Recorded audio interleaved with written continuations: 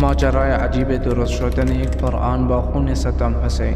بنابر نوشته روزنامه گاردین، مقامات عراقی هنوز بر سر نابود کردن این اثر بجامانده از صدام مردد هستند. در اواخر دهه 1990 میلادی بود که صدام 2 سال به صورت مداوم به همراه یک پرستار و خطاط با 27 لیتر از خون خود قرآنی را خوشنویسی کرد. این قرآن که پس از زمان سقوط بغداد در سال 2003 پنهان شده در یک گاوسنوق بود تا اینکه اتفاق عجیبی برای آن افتاد. عباس شاکرالجودی، خطاط قرآن خونین که در حال حاضر در آمریکا به سر میبرند، درباره 2 سالی که برای این کار وقف کرده میگوید: این یکی از دردناکترین دوران زندگی من است که سعی میکردم فراموشش کنم.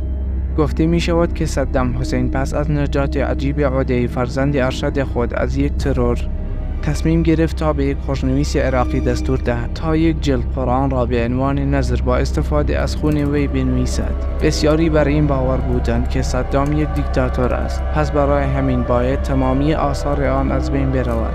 اما اتفاقی که افتاد این بود که این قرآن ربوده شده و هیچ کس نمی‌داند که در حال حاضر آیا این قرآن نابود شده یا اینکه افرادی که حزب بعث بودند آن را دزدیده‌اند.